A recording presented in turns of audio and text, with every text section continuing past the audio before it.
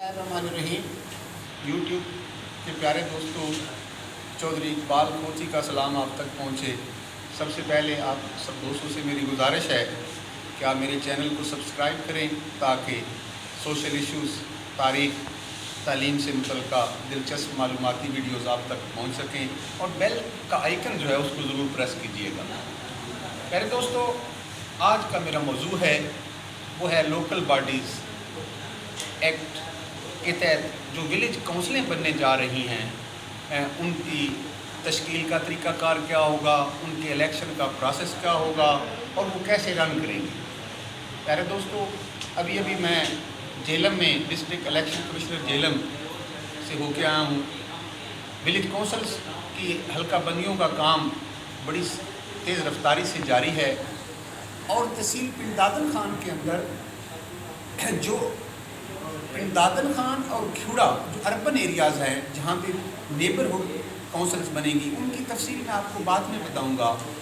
Village councils की जहाँ तक बात है तो वो 108 विलेज काउंसिल बनने जा रही हैं तहसील पिंड दादन खान के अंदर।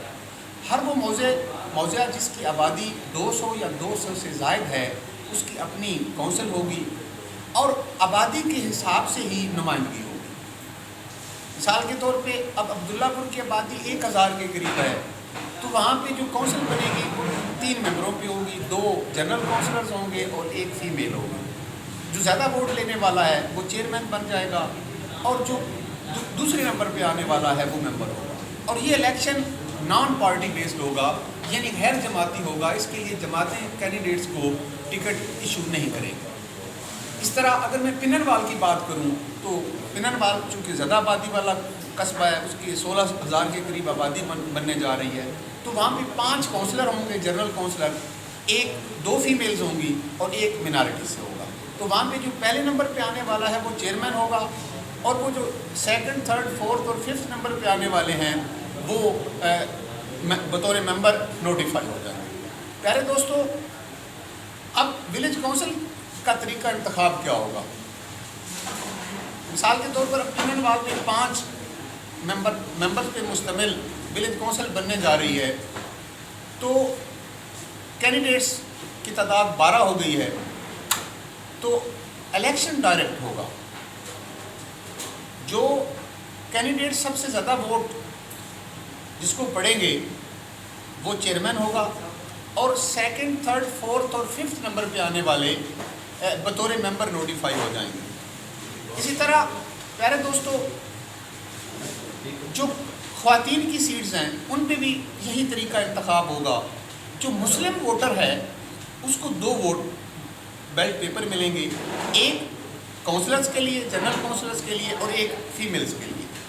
और जो मिनॉरिटीज से होगा उसको 3 बैलेट पेपर इशू किए जाएंगे। मेरी मुराद गैर मुस्लिम है, तो गैर मुस्लिम वोटर जो है वो इनफैक्ट 3 वोट पोल करेगा, 1 जनरल काउंसलर के लिए, 1 ख्वातीन मेंबर के लिए और तीसरा मिनॉरिटीज़ के लिए।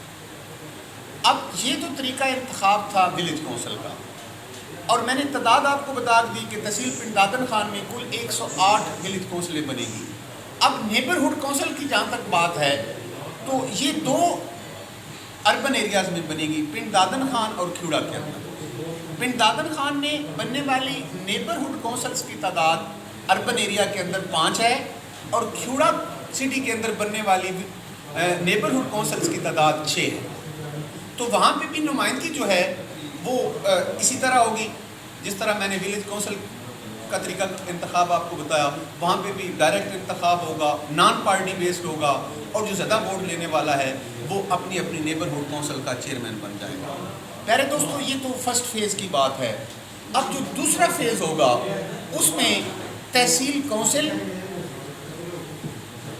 और म्यूनसिपल कमेटी के चेयरमैन, टाउन कमेटी के चेयरमैन, म्यूनसिपल कॉरपोरेशंस के चेयरमैन, मेट्रोपॉलिटन कॉरपोरेशन के चेयरमैन, उनका जो इलेक्शन है वो 2nd फेज़ में होगा।